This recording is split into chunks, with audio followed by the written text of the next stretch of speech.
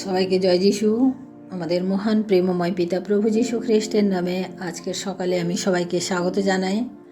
আসুন আমরা ঈশ্বরকে ধন্যবাদ দিই, তার আরাধনা প্রশংসার মধ্য দিয়ে যাই, কারণ আজকের এই দিন তিনি আমাদের জীবনে যোগ করলেন। তাই আসুন আমাদের সেই প্রেমময় পিতাকে আমরা ধন্যবাদ দিই।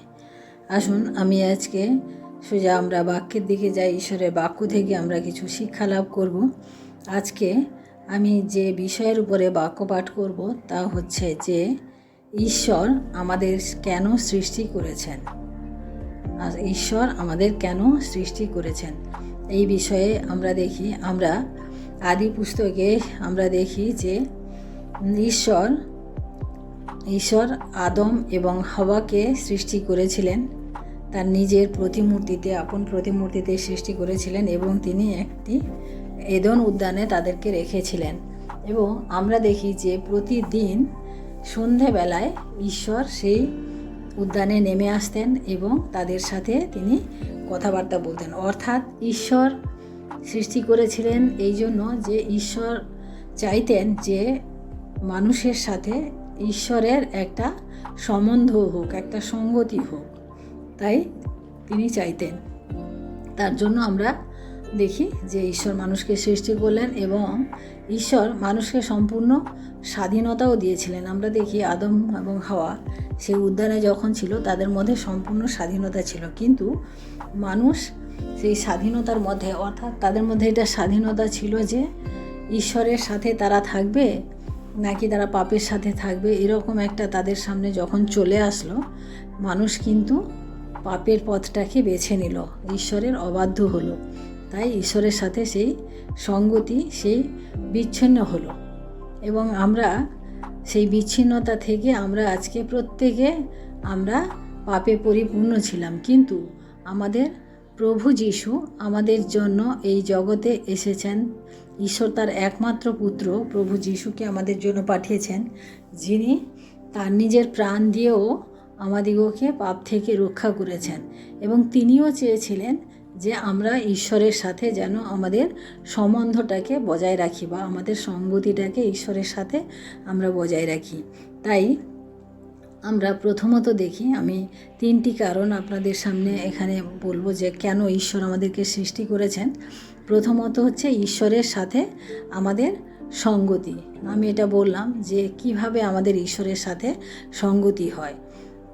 আর আমি এখানে কিছু বাইবেল পদ পাঠ করব। আমি প্রথম পিতর তার 1 অধ্যায় 15 এবং 16 পদ আমি পাঠ করি আপনাদের জন্য। এখানে বাক্য বলে, কিন্তু যিনি তোমাদিগকে আহ্বান করিয়াছেন সেই পবিত্রতমের ন্যায় আপনারা সমস্ত আচার ব্যবহারে পবিত্র হও, কেননা লেখা আছে, তোমরা পবিত্র হইবে কারণ আমি পবিত্র। অর্থাৎ আমাদের ঈশ্বরের সাথে সঙ্গতি বজায় রাখতে হলে কি করতে হবে? আমাদেরকে পবিত্র হতে হবে, কারণ ঈশ্বর অপবিত্র জিনিস, ঈশ্বর অশুচি জিনিস তিনি পছন্দ করেন না। তাই ঈশ্বরের সাথে আমাদেরকে সঙ্গতি রাখতে হলে, ঈশ্বরের সাথে আমাদেরকে মেলামেশা রাখতে হলে, ঈশ্বরের সাথে আমাদের সম্পর্ক রাখতে হলে আমাদেরকে কি করতে হবে? আমাদেরকে পবিত্র হতে হবে। আমরা প্রথম যোহন তার 1 অধ্যায় পাঠ করি। এখানে আমাদেরকে ঈশ্বরের বাক্য বলে, 1 অধ্যায় 5 পদে আমরা দেখি, প্রথম যোহন তার 1 অধ্যায় 5 পদ আমি পাঠ করি। আমরা যে বার্তা তাহার কাছে শুনিয়া তোমাদিগকে জানাইতেছি, তাহা এই, ঈশ্বর জ্যোতি এবং তাহার মধ্যে অন্ধকারের লেশমাত্র নাই। অর্থাৎ ঈশ্বরের সাথে যদি আমাদের সম্বন্ধটাকে রাখতে হয়, তাহলে আমাদের জীবন থেকে আমাদের যে অন্ধকারময় জিনিসগুলোকে বাদ দিতে হবে, কারণ ঈশ্বর জ্যোতি, এই ঈশ্বরের জ্যোতিতে আমাদেরকে থাকতে হবে। তার জন্য আমাদের অন্ধকার, অর্থাৎ যত সব খারাপ জিনিস আমাদের জীবন থেকে বাদ করতে হবে, কারণ ঈশ্বর অন্ধকারকে পছন্দ করেন না। তিনি যেহেতু নিজে জ্যোতি, তাই তিনি আমাদিগকেও চান আমরাও যেন জ্যোতিতে আমাদের জীবনযাপন করি। কারণ আমাদের জীবনে অনেক পাপ, অনেক খারাপ বিষয়, আমাদের খারাপ চিন্তা, আমাদের নিজেদের মনের ব্যভিচার, সমস্ত কিছুই লুকিয়ে রয়েছে। সেই সমস্ত কিছুকে আমাদিগকে ত্যাগ করতে হবে, কারণ যেহেতু আমাদের ঈশ্বর জ্যোতি, সেই জ্যোতিতে আমাদিগকে থাকতে হবে। আমি দ্বিতীয়ত দেখি যে আমরা যিশায় ভাববাদীর পুস্তক, দ্বিতীয় পয়েন্টে যাওয়ার আগে আমি ঈশ্বরের বাক্য থেকে আমি আপনাদেরকে বলছি। যিশায় ভাববাদীর পুস্তক তার 43 অধ্যায় 21 পদ আমি আপনাদের কাছে পাঠ করি। যিশায় ভাববাদীর পুস্তক তার 43 অধ্যায় 21 পদ। এখানে বাক্য বলে, সেই যে প্রজাবৃন্দকে আমি আপনার নিমিত্ত নির্মাণ করিয়াছি তাহারা আমার প্রশংসা প্রচার করিবে। অর্থাৎ ঈশ্বর এখানে বলেন, যিশায় ভাববাদীকে এটা বলেছেন যে আমি মানে আপনাদের নিমিত্ত যে প্রজাবৃন্দকে আমার নিমিত্ত আমি তৈরি করেছি কারণ তারা আমার প্রশংসা করবে। অর্থাৎ আমরা ঈশ্বরের আরাধনা, ঈশ্বরের প্রশংসা করব, সেই জন্য ঈশ্বর আমাদিগকে সৃষ্টি করেছেন। এবং ঈশ্বর চান যে আমরা প্রতিনিয়ত আমাদের জীবন দ্বারা ঈশ্বরের আরাধনা প্রশংসা করি। আমরা চার্চে যাই, গান করি, আমরা এমনি গান করি, আমরা সব সময় এগুলো করি, এগুলো হচ্ছে আরাধনা বা প্রশংসার একটা অঙ্গ মাত্র। কিন্তু ঈশ্বর যেভাবে চান যে আমাদের সম্পূর্ণ জীবন দিয়ে, সম্পূর্ণ আমাদের সত্তা দিয়ে আমরা যদি ঈশ্বরের আরাধনা প্রশংসা করি, সেটাই ঈশ্বর আমাদের চান। আমরা বাইবেলে যে ঈশ্বরের প্রশংসা করার জন্য আমরা অনেকের উদাহরণ আমরা পাই। তার মধ্যে আমি কয়েকজনকে আপনাদের সামনে আমি আজকে তুলে ধরছি। আমরা দেখি অব্রাহাম ঈশ্বরের আরাধনা করতেন, ঈশ্বরের প্রশংসা করতেন। আব্রাহামকে ঈশ্বর মানে কি বলেন, তার মানে প্রতিশ্রুতি করলেন ঈশ্বর আব্রাহামের সাথে যে তাকে তিনি পুত্র সন্তান দেবে। এবং আমরা দেখি সেই পুত্র সন্তানকে আব্রাহামের পুত্র সন্তানকে ঈশ্বর কী করলেন, যে পরীক্ষার জন্য, আব্রাহামকে পরীক্ষা করার জন্য সে কতটা ঈশ্বরকে ভালোবাসে বা কতটা ঈশ্বরের প্রশংসা করে তাটা জানার জন্য তিনি কী করলেন, যে তার পুত্রকে বলিদান দিতে বললেন। আমরা দেখি যে আব্রাহামকে ঈশ্বর বললেন তার পুত্রকে যোগ্য করে বলি দিতে। তারপরে আমরা দেখি যে আব্রাহাম কোনো কথা না বলে, কোনো কিছু না করে তিনি তার পুত্রকে বলি দেওয়ার জন্য তিনি গেছিলেন। এবং সেই বলিদান যখন করবেন তখন আমরা দেখি যে ঈশ্বর তাকে বাধা দিয়েছিলেন যে তুমি আর খড়গটাকে আর তুলিও না, বন্ধ করো, তোমার পুত্রকে আর বলি দিতে হবে না, ঈশ্বর বলেছিলেন। আমরা দেখি যে আব্রাহামের যে ঈশ্বরের প্রতি যে কি বলবো প্রশংসা, যে আরাধনা, যে ওয়ার্শিপ, মানে আব্রাহাম যেভাবে করেছে ঈশ্বরের মানে এত মানে বাধ্য তিনি এভাবে তিনি করেছেন যে তার নিজের পুত্রকেও তিনি ঈশ্বরকে উৎসর্গ করতে তিনি দ্বিধাবোধ করেন নাই, কারণ তিনি আজ্ঞাকারী ছিলেন। এবং তিনি তার মানে সেই পরীক্ষায় তিনি সফল হয়েছিলেন এবং তার পুত্র সেখান থেকে মানে বেঁচেছিল। আমরা ইয়োবের জীবনে দেখি যে ইয়োব মানে তার সমস্ত কিছু হারিয়েছিলেন। আমরা দেখি যে ইয়োবের সম্বন্ধে ঈশ্বর বলেছেন না, যে এর মতো ধার্মিক, এর মতো মানে চরিত্রবান লোক তিনি আর দেখেন নাই। ঈশ্বর প্রশংসা করেছিলেন। কিন্তু আমরা সেই ইয়োবের জীবনে যখন আমরা দেখি পরীক্ষা আসলো, তখন ইয়োবের সমস্ত সম্পত্তি, সমস্ত কিছু চলে গেল। কিন্তু তারপরও আমরা দেখি যে ইয়োব ঈশ্বরকে কিন্তু পরিত্যাগ করেননি। তিনি বলেছিলেন যে ঈশ্বর দিয়েছিলেন, ঈশ্বর নিয়েছেন, তাতে আমার কোনো অসুবিধা নেই, কিন্তু আমি আমার ঈশ্বরের প্রশংসা করব। আমরা এখানে দেখি, আমরা সেই তৃতীয় উদাহরণ দেখি, সেই বিধবা। আমরা দেখি না যে বিধবা সেই ঈশ্বরের গৃহের ভাণ্ডারে 2টি সিকি দিয়েছিল। সে তার জীবনের সমস্ত জীবনোপায় মানে যা ছিল তার কাছে, সে সমস্ত কিছু দিয়ে ঈশ্বরের আরাধনা করেছিল। এটা হচ্ছে আরাধনা, তার জীবনের সমস্ত কিছু দিয়ে সে আরাধনা করেছিল। আমরা যিশুর মা মরিয়মকে দেখি, সে ঈশ্বরের মানে একটা স্বপ্ন, একটা দর্শন, সেটা দিয়ে তিনি গর্ভবতী হলেন এবং ঈশ্বরের আদেশ তিনি মান্য করলেন। তিনি কোনো লোকাচার বা লোক কি বলবে না বলবে সেই সমস্ত কিছু তিনি কিন্তু শোনেন নাই, সেই সমস্ত দিকে তিনি নজরই দেন নাই, কিন্তু তিনি ঈশ্বরের মহিমার জন্য, ঈশ্বরের গৌরবের জন্য তিনি সেই কাজটি করেছিলেন। কারণ সেই সময় একজন কুমারীর গর্ভবতী হওয়া আমরা দেখি যে সেটাকে একটা পাপ বা ব্যভিচার ধরা হয় এবং তাকে পাথর মেরে হত্যা করা হয়, এরকম নানান কিছু ছিল। কিন্তু মরিয়ম সেটা ভাবেনি। আমরা আরেক মরিয়মকে দেখি, যে মরিয়ম যিশুর পায়ে তার বহুমূল্য আতর দিয়ে যিশুর চরণকে চরণে দিয়েছিল। আমরা সেই মরিয়মকে দেখি, তার বহুমূল্য আতর, মানে সেই সময় সেই আতরের যে অত মূল্য ছিল তার কাছে, কিন্তু সে প্রভুর চরণে সে দিতে পেরেছিল। আমরা হান্নার জীবনে দেখি, হান্না তার সন্তান হচ্ছিল না, কিন্তু হান্না ঈশ্বরের কাছে প্রার্থনা করলো, তার সন্তান হলো। এবং হান্না ঈশ্বরের কাছে এটাই প্রার্থনা করেছিল যে আমার সন্তান হলে আমি ঈশ্বরের কাছে তাকে উৎসর্গ করব। আর আমরা দেখি যে হান্না তার সন্তান শমূয়েলকে ঈশ্বরের কাছে উৎসর্গ করেছিলেন।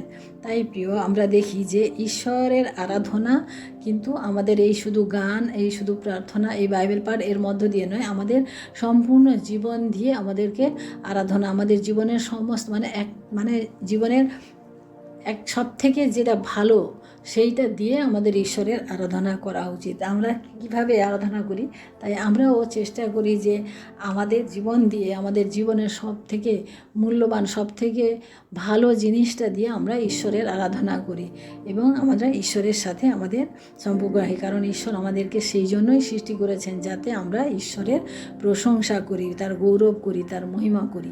আমরা দেখে আসুন তৃতীয়ত আমরা দেখি যিশাইয়া ভাববাদের পুস্তক, তার 43 অধ্যায় আমরা 7 পদ দেখি। এখানে ঈশ্বর কেন আমাদেরকে সৃষ্টি করেছেন সেই বিষয়ে আমরা দেখব। এখানে, যে কেহ আমার নামে আখ্যাত, যাহাকে আমি আমার গৌরবার্থে সৃষ্টি করিয়াছি, সেই ব্যক্তিকে আনিয়া দাও। আমি তাহাকে নির্মাণ করিয়াছি, আমি তাহাকে গঠন করিয়াছি।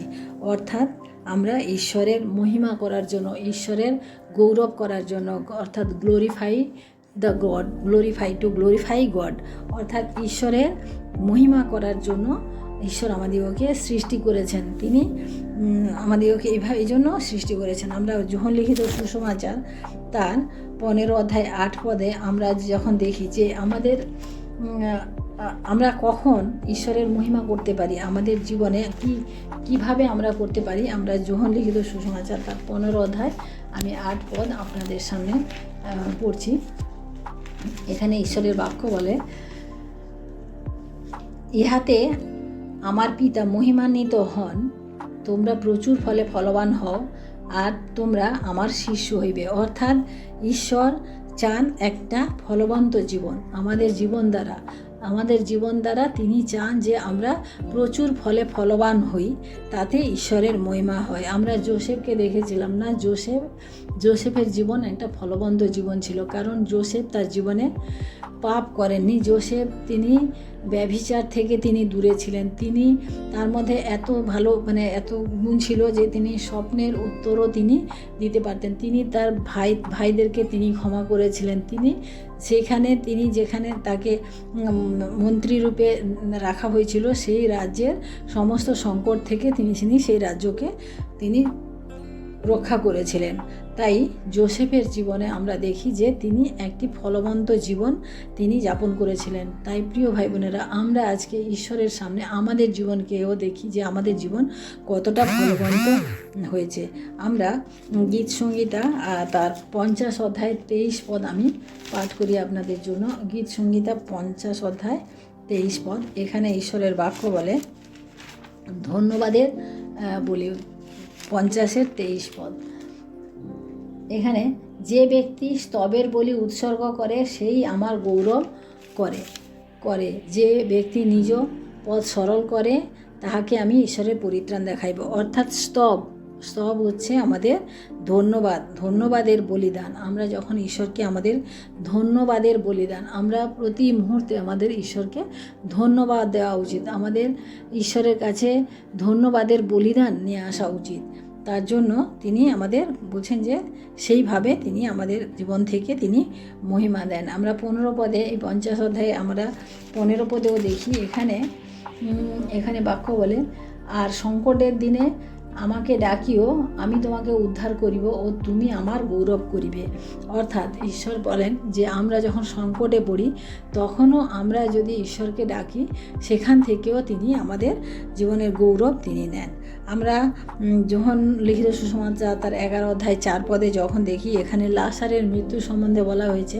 অর্থাৎ এখানে লাসারের মৃত্যু যখন হলো, সবাই তখন বলল যে এ কী কারণে মারা গেল, কি অসুস্থতার কারণে মারা গিয়েছিল নাকি। কিন্তু ঈশ্বর বলেছিলেন যে মহিমার জন্য, ঈশ্বরের মহিমার জন্য এ মারা গেছিল। আর আমরা এভাবে দেখি যে ঈশ্বরের মহিমা করণার্থে ঈশ্বর আমাদেরকে এভাবে ব্যবহার সৃষ্টি করেছেন।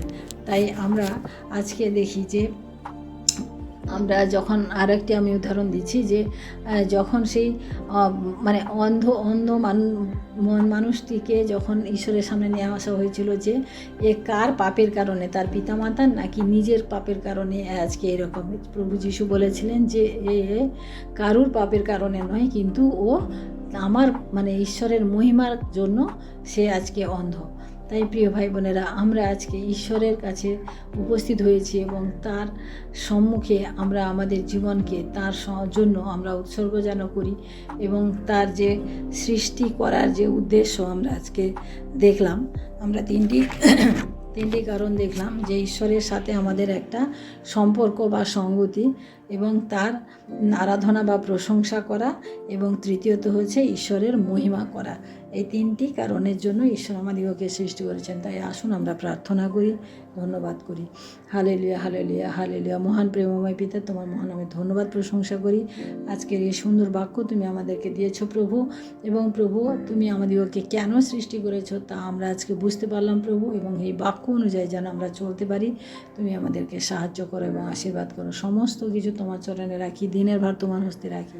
সমস্ত মহিমা গৌরব প্রশংসা তোমাকে দিয়ে এই বিনতি প্রার্থনা চাই আমাদের মুক্তিদাতা ত্রাণকর্তা প্রভু যীশু খ্রিস্ট তোমারই নামে, আমেন। সবাইকে জয় যিশু। সবাই ভালো থাকবেন, সুস্থ থাকবেন। আজকে দিনটি সবার শুভ হোক। জয় যিশু।